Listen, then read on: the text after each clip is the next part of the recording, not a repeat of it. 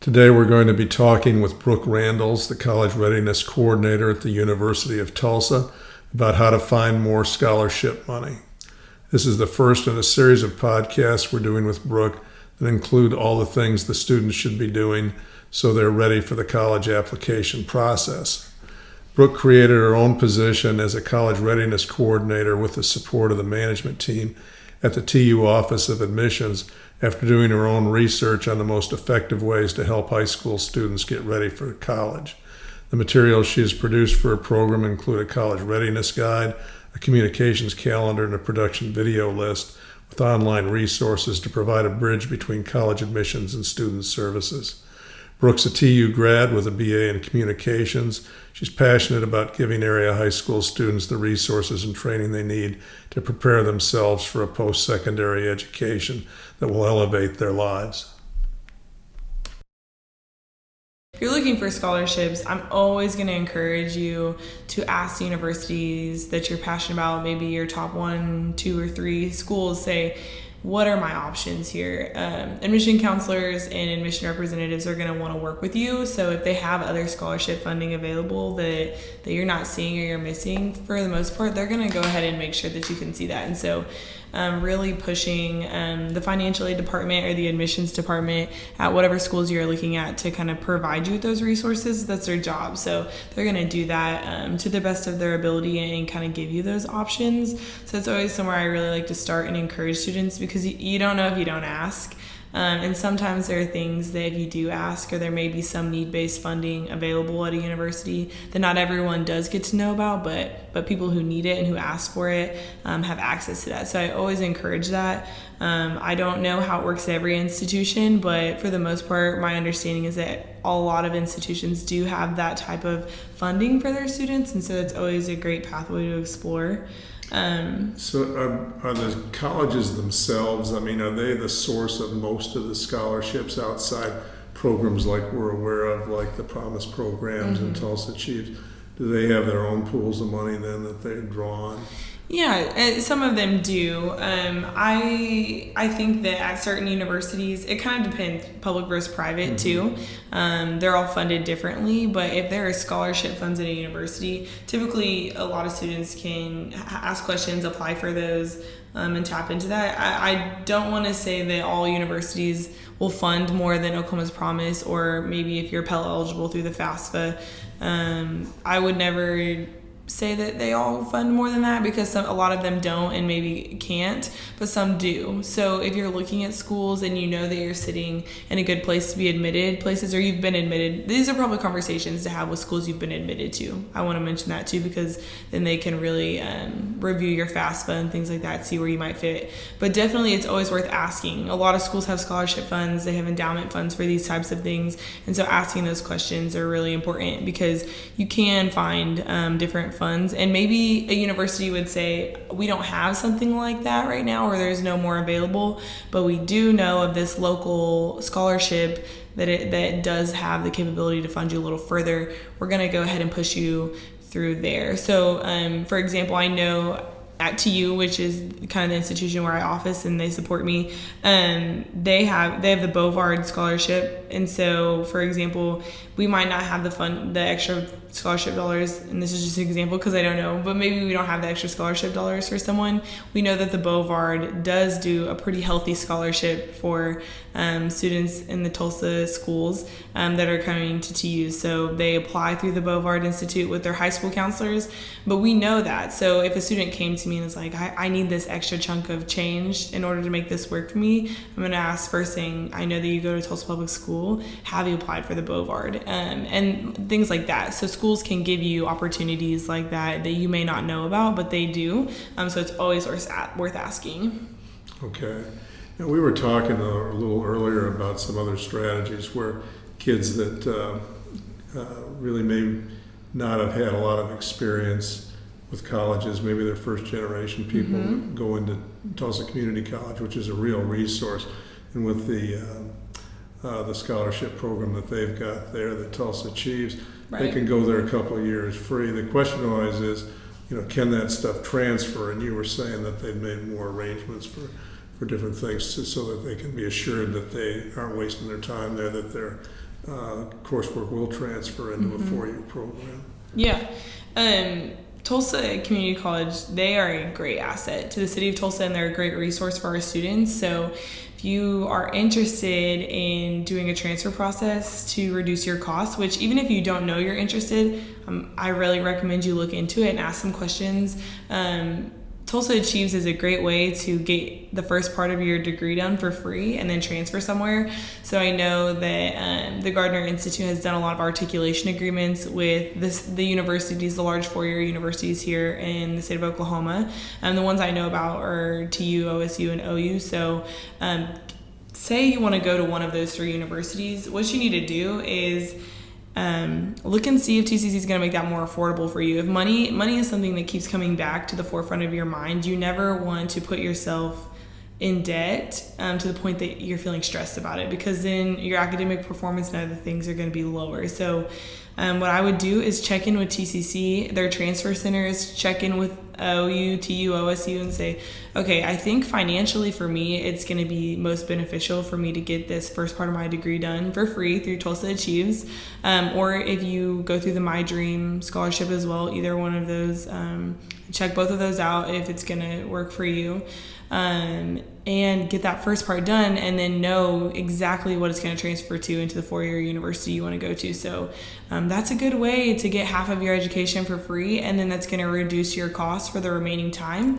Students who maybe have a GPA that's a little bit lower and they're worried about how that might affect their merit-based scholarship or admission to a state school, if they could still get the Tulsa Achieves, and make sure you look at those requirements, because it does require a specific GPA. But if you could still do that and then do really well at TCC and transfer in, you can also largely increase your scholarship at some schools that really look at GPA for scholarship consideration. So it's a good way to, 1, increase scholarship whenever you do make it to the 4-year, 2, reduce the cost for those first couple 2 or 3 years or whatever that looks like for you in getting that associate's done, and 3, there are built-in pathways happening. There are articulation agreements coming into play with these universities that are really meant to build success for students, and that's really what it's all about, is helping students be retained, helping students achieve their goals without them having to feel those financial pressures, because the student debt crisis that people are experiencing is very real, and so we don't want to continue to add to that by any means.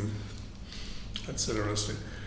So if we go, one of the things that I know some kids didn't realize is if they applied to Oklahoma Promise Program, they can still get additional scholarships beyond that and add on to those. So.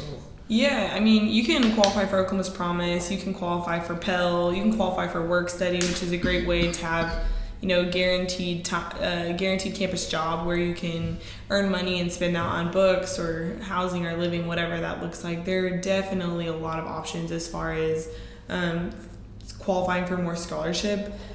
Briefly, we mentioned local scholarships, especially since we're talking about Tulsa area students.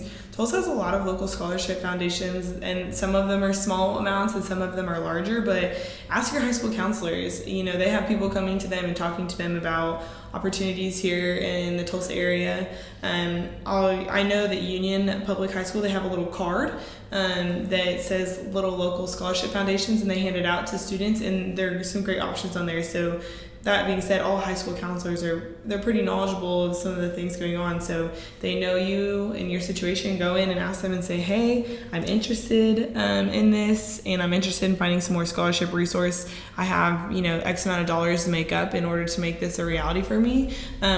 What is there available? And that's a really good place to start. Asking the colleges again is always a good place to start too, but definitely tap in, use search engines. I know that people hate that, but there are scholarship search engines that you can put in things about you, where you're from, different demographic and demographic information, and they're gonna pull back scholarships that match you. I know FastWeb is a good resource that I've heard lots of students have success with.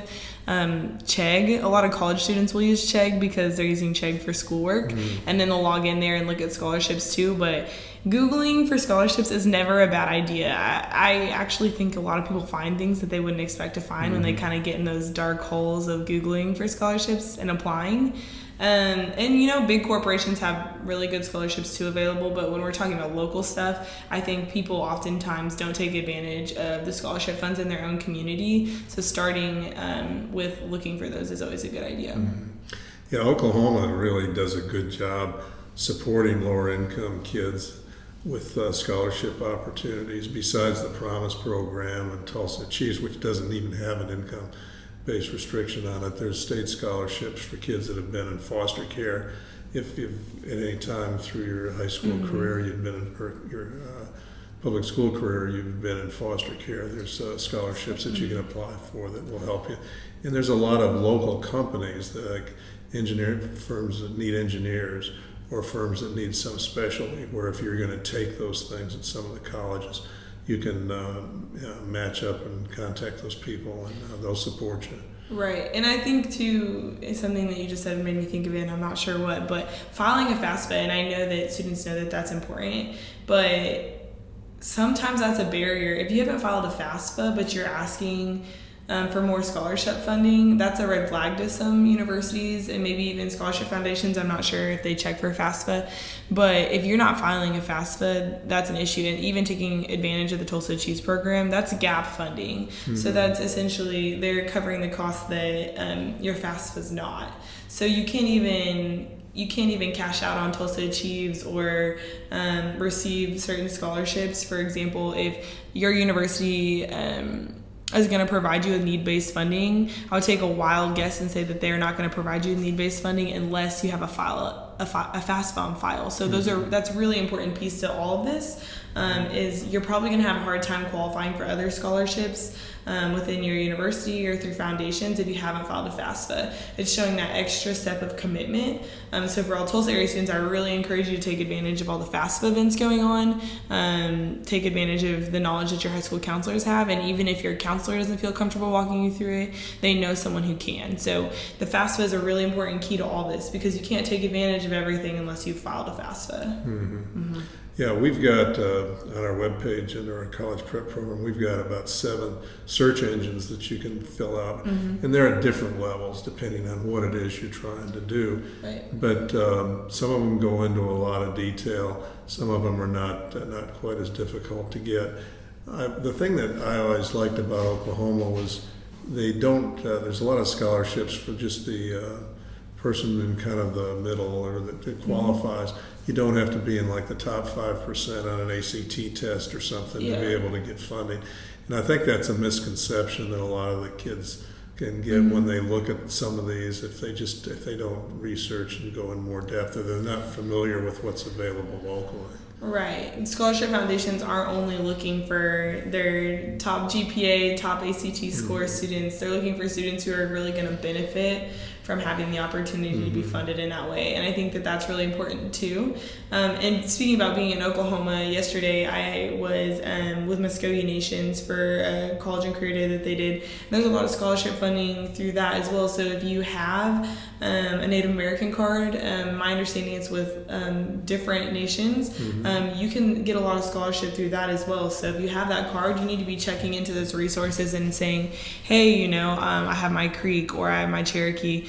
What opportunities are there as far as scholarship for me to be better funded in order to attend a university? And there are tons and tons available.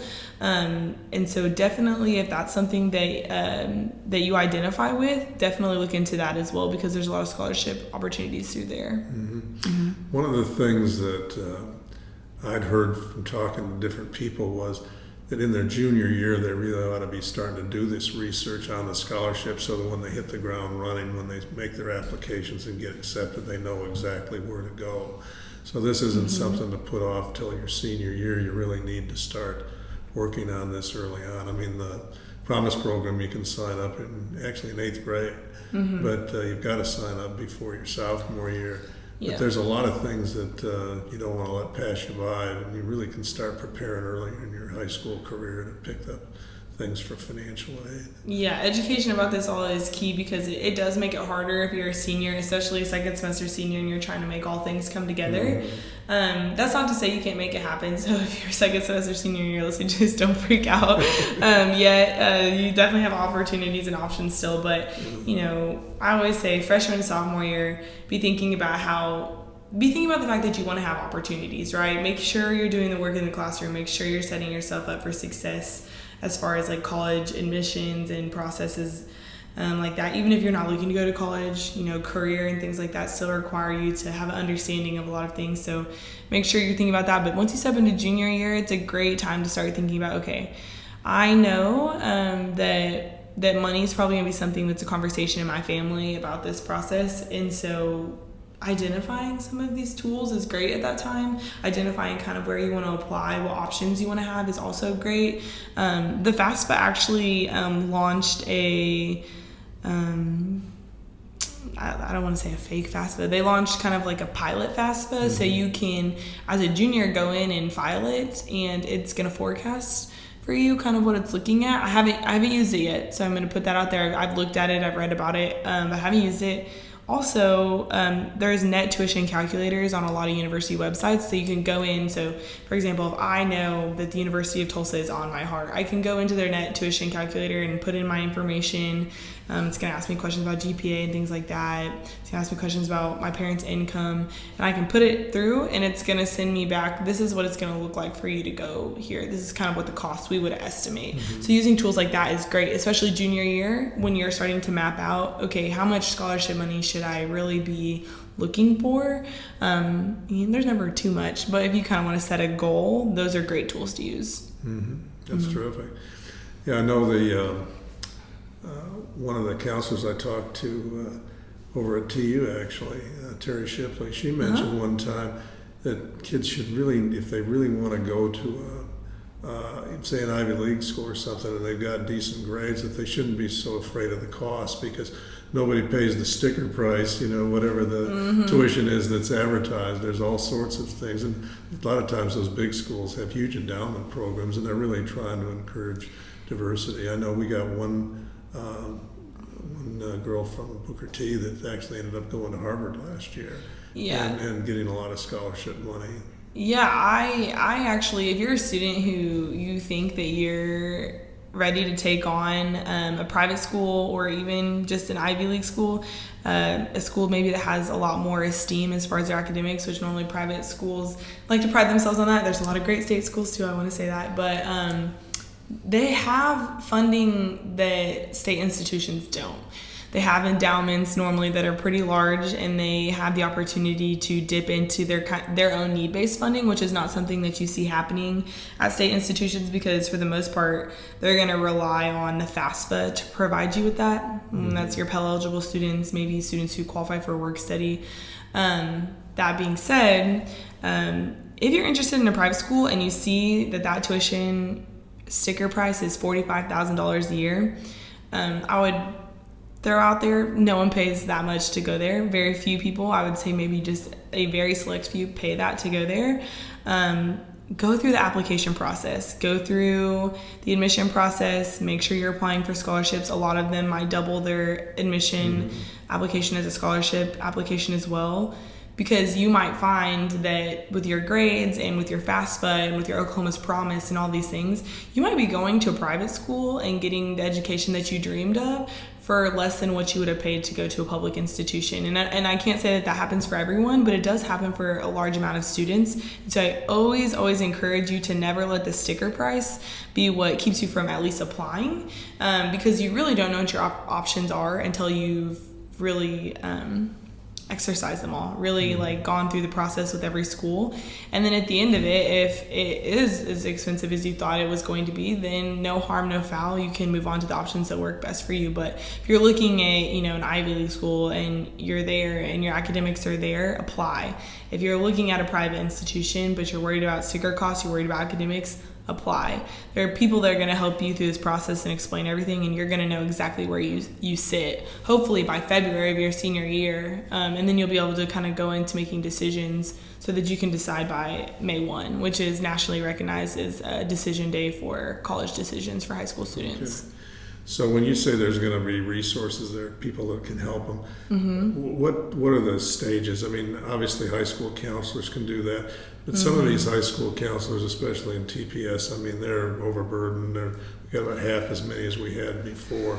Yeah. What if you start, what would be the checklist that you would go through as far as research and scholarships and the kind of people you'd start talking to? Are there people outside your college counselors, or how would you go about approaching it to try to pull as big a team in as you can to work with you? Yeah, so the high school counselors do so much great work, but it is hard for them. They have a lot to manage. So if you first off, check in with your high school counselor, because they're going to give you the resources that they can, and that's going to be great. I know that it's scary because probably these are the people reading your applications, but check in with admission officers. There's people like me. You can always check in with me. I don't have any obligation to recruit you to anybody, but I want to help you find what's the best option. So if you're a Tulsa area student, I work in a lot of public schools, but you can find my information online at the University of Tulsa's website. And so I'm always available.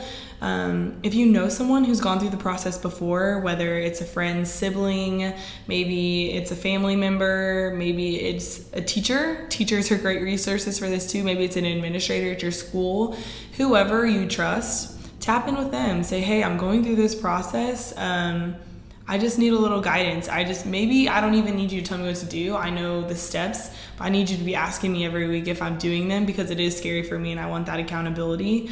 Definitely doing things like that. I think setting little goals for yourself, like, okay, this week I want to do this, and I'm going to tell my teacher, my history teacher in first hour, that I'm doing it, and by Friday I want to tell them that I did it. So kind of doing those things, I think that's great. Universities are opening success centers. I think that sometimes it'd be great to reach out to one of them. If you're worried about money, maybe getting in contact with a financial advisor at a university that you're looking at going to. If you're a prospective student, I'm going to assume that they're going to want to help you. And so saying, hey, I'm a prospective student, I'm looking at these things, do you have suggestions? They'll probably be very happy to provide you the same suggestions that they're providing with the current students that they meet with. So utilize your network. Tulsa has a really good community feel, and there are a lot of people here that want to help you. Even if you're going to a FAFSA event and you see someone there and you're like, okay, you obviously work in this, what can I do?